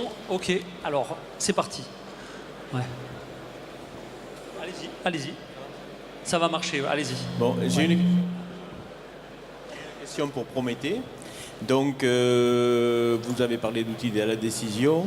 Donc, évidemment, on a pas mal d'outils de la décision développés sur le milieu de la vigne, sur la tablure du pommier. Mais est-ce que vous avez, bon, puisqu'ici on est quand même sur un salon de fruits, au niveau des fruits et noyaux, est-ce que vous avez des projets de développement sur la pêche et l'abricot en particulier? Alors, aujourd'hui, on propose un modèle sur la modélisation de la tordeuse orientale du pêcher qui est validé, commercialisé, sur Carpocaps du prunier, donc plutôt dans la zone d'Agen, sur Pruneau ou Mirabel dans le nord de la France. Et on a une collaboration, notamment avec vos collègues sur Moniliose.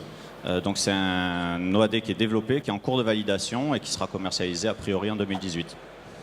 Merci. D'autres questions? Parler au niveau des drones. On n'est qu'aujourd'hui qu'au lâchage de capsules. Est-ce qu'on va aller vers une pulvérisation bas volume avec un poids peut-être plus élevé? Allô? Oui. Vous m'entendez bien? Oui, d'accord. Oui, ça marche, Je aucun problème. Excusez-moi. On est en train justement de développer d'autres cas d'usage, spécifiquement sur le maraîchage et l'arboriculture fruitière. Et on est en train de faire des tests de pulvérisation en ultra bas volume pour ce type de traitement. Bon, vous devez savoir quand même qu'on a une réglementation en France qui est très restrictive et jusqu'à preuve du contraire, les vecteurs aériens et tout vecteur aérien sont interdits de pulvérisation. Mais les choses évoluent fortement.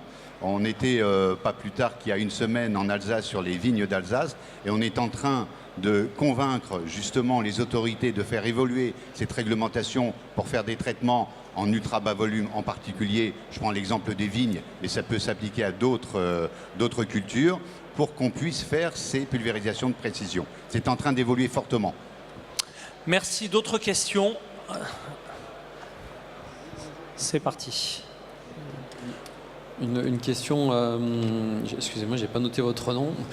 Concernant votre produit de biocontrôle, j'ai compris que votre produit était basé sur des bactéries, donc des PGPR sûrement? Non, le produit est basé sur des auxiliaires. Donc les auxiliaires, donc ce sont soit des parasitoïdes, donc des petites guêpes qui vont pondre dans les pucerons, et une fois que le puceron... Oui, voilà. En fait, c'était pas pour vous ma question, excuse-moi. autant pour moi. Mais cela dit, je rebondis parce que j'avais quand même une question pour vous, donc excusez-moi. Bon, bah, alors allons-y, on commence la question pour monsieur, puis on va... Voilà, je la réserve pour tout à l'heure. Mais du coup, donc vous installez, si j'ai bien compris, dans les cultures des petits écosystèmes, en fait, on va dire c'est la lutte intégrée, effectivement, vous allez ajouter des pucerons, mais aussi des auxiliaires, effectivement, qui vont se répandre autour, effectivement. Comment vous assurez, je dirais, que ça prend bien? Parce qu'effectivement, on pourrait se dire peut-être que le contexte climatique, pédoclimatique n'est pas favorable et que finalement la solution que vous allez mettre en place ne vit pas quelque part, ne prend pas, la greffe ne prend pas. Voilà, c'est ça. Alors, déjà un bon niveau, pour ça que le produit est décliné en trois sous-produits. Il y a Fit Protect graminé, où il n'y a que les lusines, que la graminée sur laquelle j'ai pas réussi à implanter le puceron. Tout dépend de la période de l'année. Ensuite, une fois que j'ai les lusines, la graminée qui est assez grande, je peux implanter le puceron. J'en ai naturellement chez moi, régulièrement, ça vient tout seul.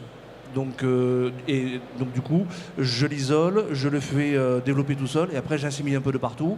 Et ensuite, les auxiliaires, moi sur mon exploitation, parce que ça reste quand même des mesures complémentaires, je ne fais pas que ça sur mon exploitation, je fais aussi des lâchers d'auxiliaires, d'aphidus, de chrysope et ce genre de choses, parce que moi j'ai des plants maraîchers, il est hors de question de livrer des plants avec des pucerons chez mes clients. Mais l'avantage aujourd'hui, c'est que des fois je livre des plants avec des pucerons, mais ils sont déjà parasités. Donc du coup, parce qu'on n'est jamais à l'abri en bio d'avoir des attaques de pucerons. Avec le Mistral, dès que le vent souffle, il peut toujours avoir un qui arrive. Donc j'ai différents stades de produits. Mes clients, quand ils plantent cet écosystème, donc dans un tunnel, ils font 5-6 plots. Sur les 5-6 plots, il y en a toujours un qui est clafide, qui est plein de parasites.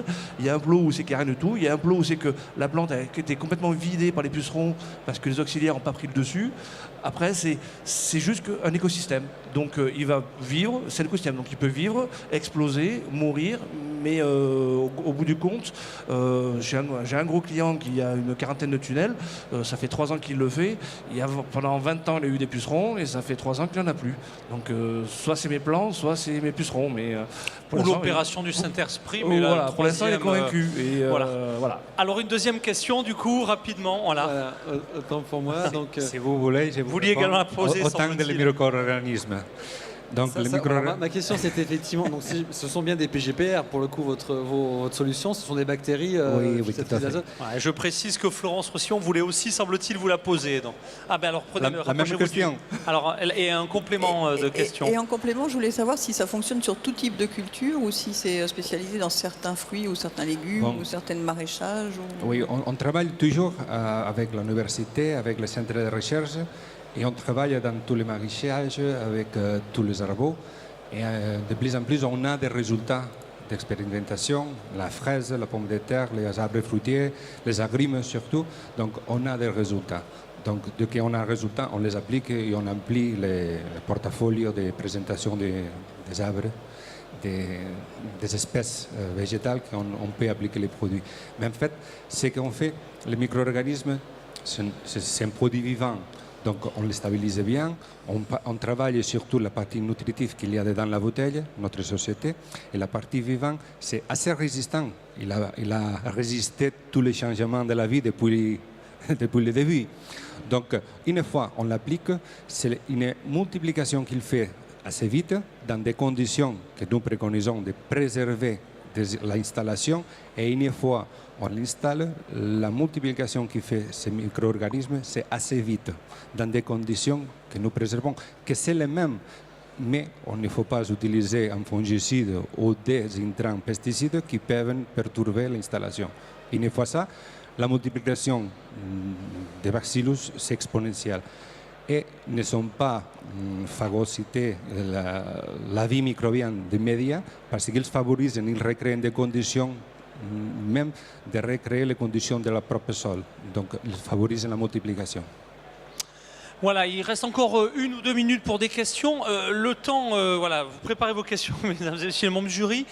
Dans quelques instants, ce sera la fin des 2 jurys. Je rappelle vraiment, si vous n'avez pas eu le temps de remplir votre bulletin, donc qu'il en reste, bulletin, n'oubliez surtout pas de le mettre, voyez, dans la petite urne qui se situe à la sortie à notre hôtesse. Et puis, autre point, je pense que certains d'entre vous auront vraiment hâte de rencontrer nos champions de l'innovation.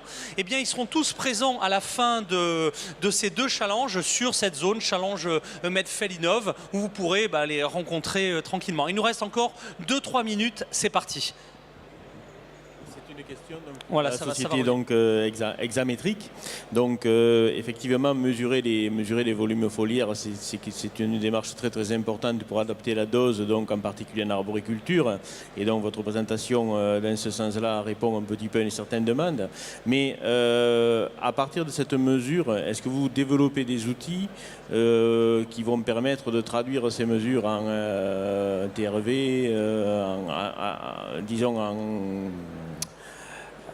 à moyenne de est-ce que c'est traduit, donc comment est-ce que vous traduisez votre mesure en volume foliaire utilisé en arboriculture ou en viticulture? Aujourd'hui, donc, on mesure bien le volume, mais après, l'information doit être utilisée par un prestataire tiers, quoi. On va dire, si c'est un pulvérisateur, on va dire intelligent, c'est un autre prestataire qui doit se servir des informations que l'on fournit. D'ailleurs, je profite de cette tribune pour dire qu'on en cherche un. Voilà, vous cherchez des partenaires, donc oui, mesdames et messieurs les partenaires. Pour fournir une solution complète, du début jusqu'à la fin. De bout en bout. Merci pour votre question. Une dernière question peut-être?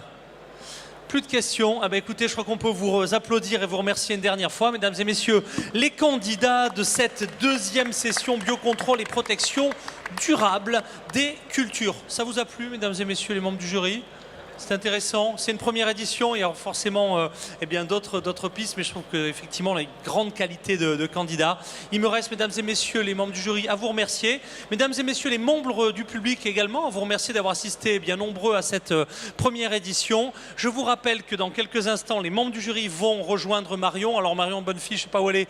Elle a fait un travail, elle est là, voilà, avec toute l'équipe de Sud de France. Elle a fait un travail énorme. Vous l'avez vu même gambader sur une jambe. Donc Marion va récupérer à la fois les bulletins de notation, va amener les membres du jury en salle de délibération.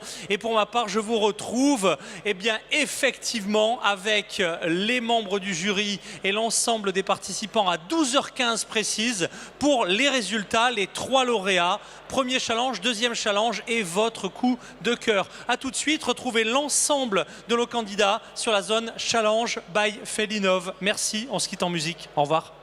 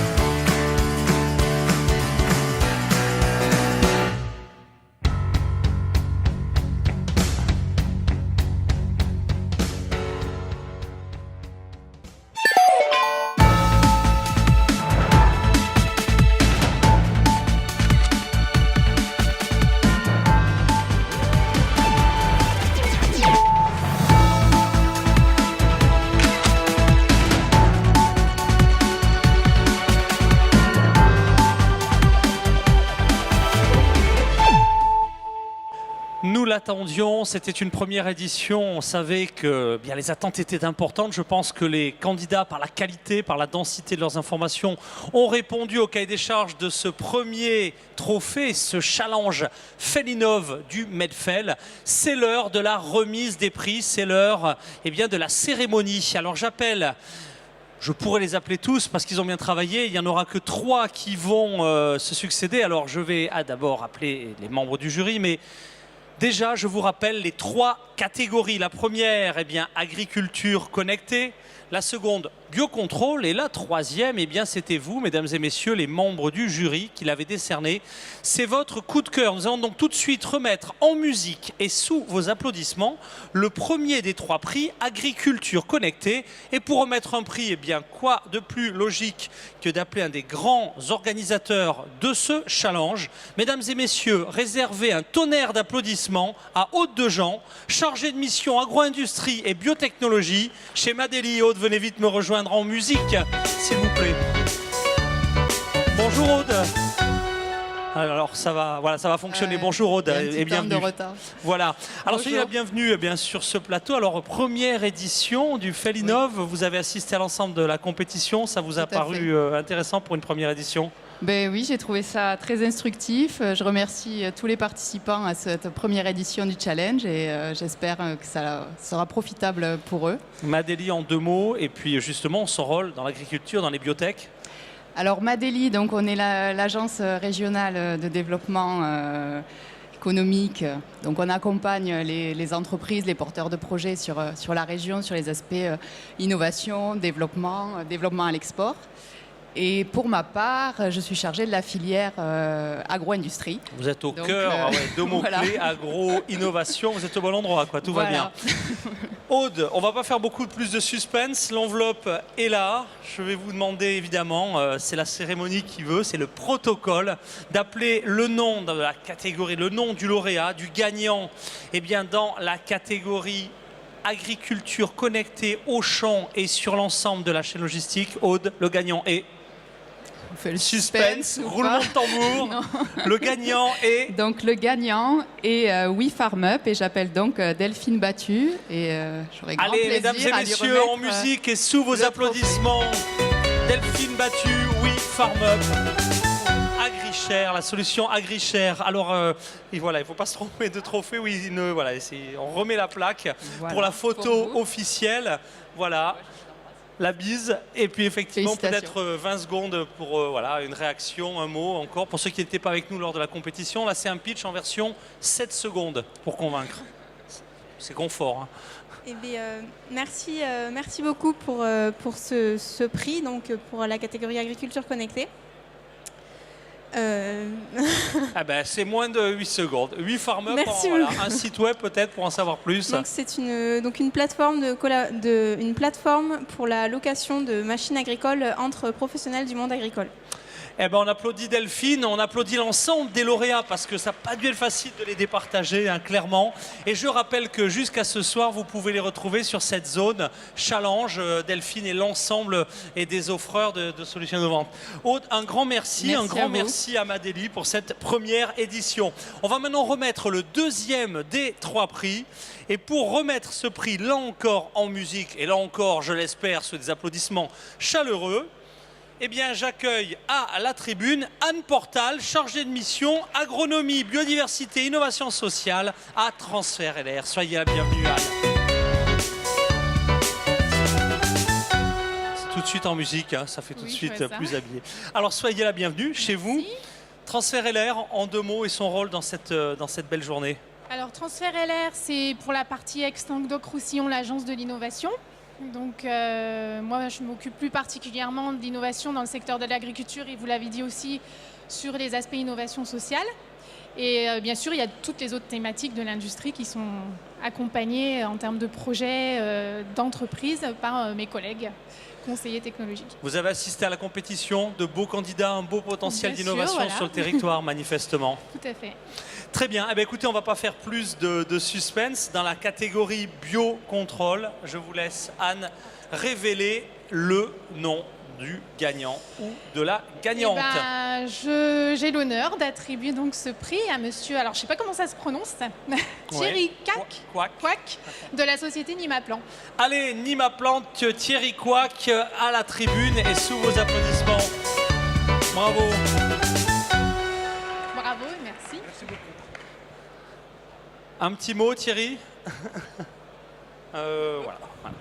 Ben, merci beaucoup. J'ai beaucoup apprécié le principe de Felinov de ce petit challenge. Donc c'est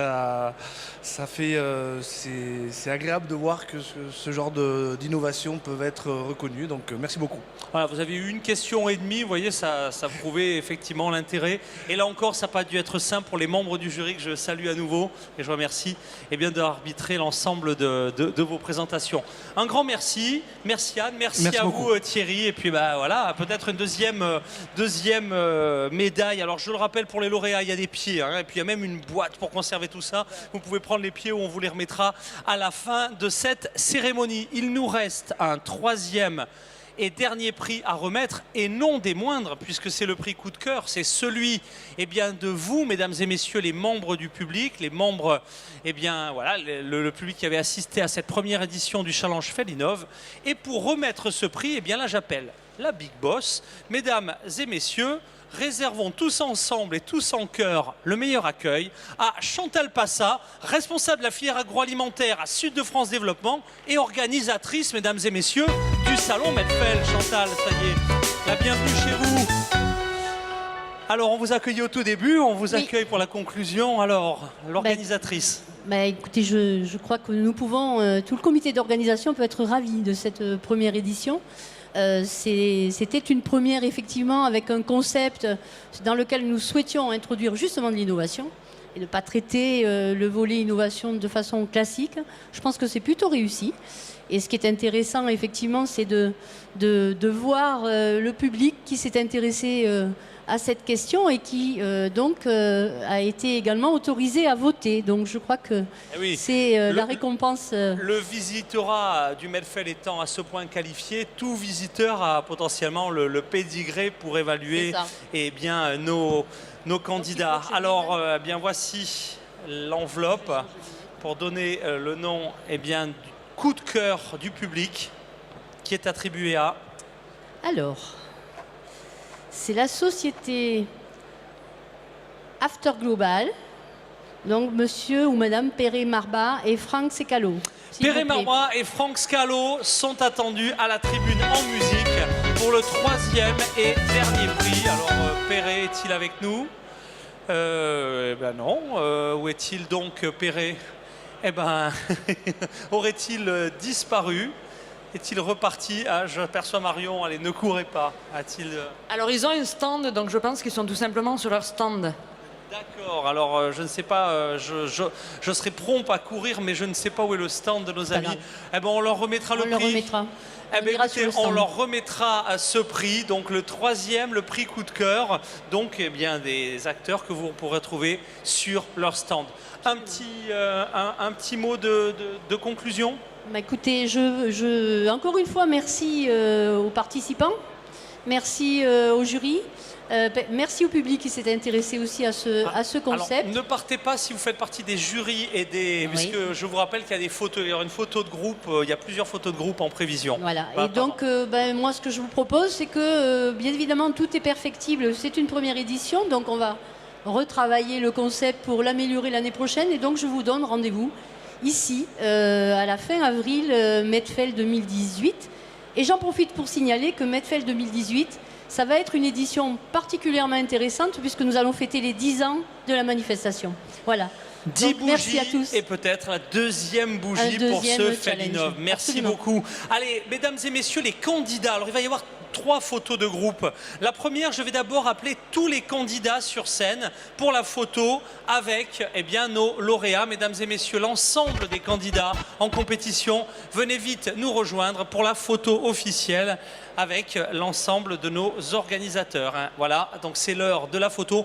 On peut mettre un peu de musique pour égayer ce moment festif. J'appellerai ensuite les membres du jury qui vont se joindre avec les lauréats. Allez, les photos officielles. Voilà, un instant pour les membres du jury. Voilà, c'est bon pour la première. Une deuxième photo officielle. Alors je vais demander aux lauréats d'avoir à la main, effectivement, de bien se munir de leur trophée. Les membres du jury, rapprochez-vous peut-être. Voilà, rapprochez-vous. Et là, pour le coup, eh bien, j'incite aussi les partenaires organisateurs. Venez peut-être vous joindre, effectivement, à cette photo. Voilà, rapprochez-vous, me dit-on.